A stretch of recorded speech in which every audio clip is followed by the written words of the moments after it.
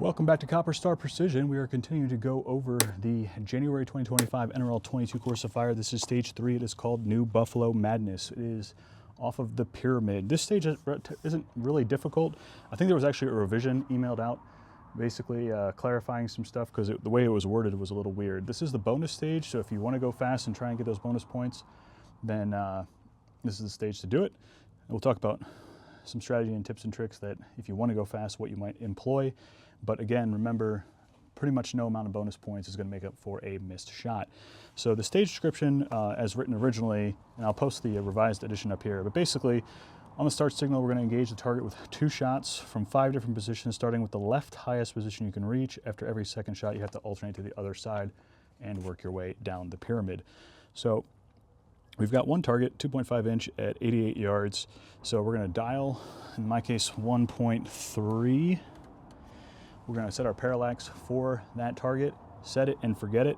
So not too much going on there in terms of dialing or multiple target engagement. It's just efficient movement. And there's a restriction on this stage that you can only use one bag. A flat plate mounted bag is also considered your one bag. So typically, you know, on this prop, I usually bring like a pump pillow for the lower positions. We're going to avoid all that together. We're going to try and go for speed.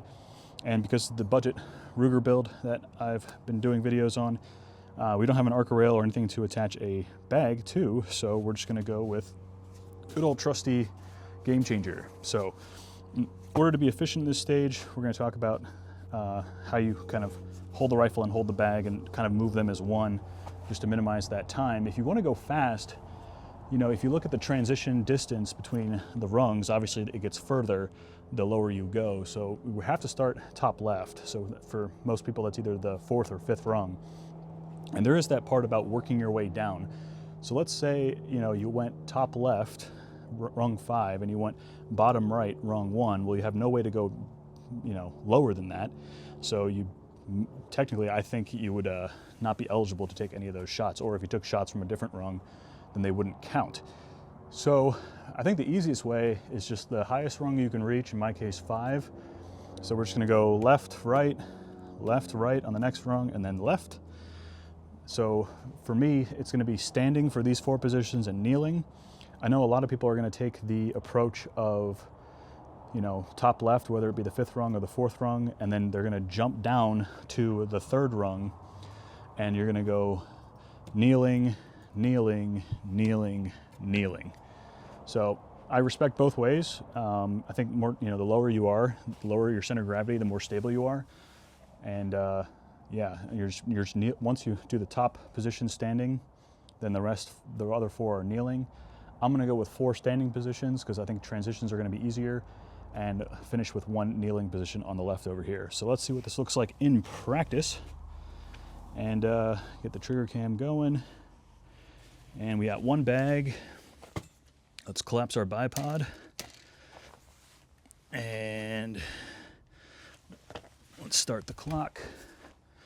Standing, timer goes off, settle the bag, rifle down, nice and quick, standing, knees straight. 1 shot, 2 shots, bolt back to move, grabbing everything as 1 unit, and then shoving it down, get the bag settled, on target, close the bolt. 1, relatively generous target size. 2, pick everything up as 1 unit, bag down, rifle down. This is going to be standing for me, just a little wider stance. Ooh, that was probably a miss over the top. Let's get more stable here. There we go. Pick everything up as 1 unit, bag down, settle, rifle down, settle. Body perpendicular to the target, natural point of aim. Kind of time that wobble. There we go. Everything up, bag down, settle. This is a kneel. I'm going to take 1 knee up position, use my leg for support.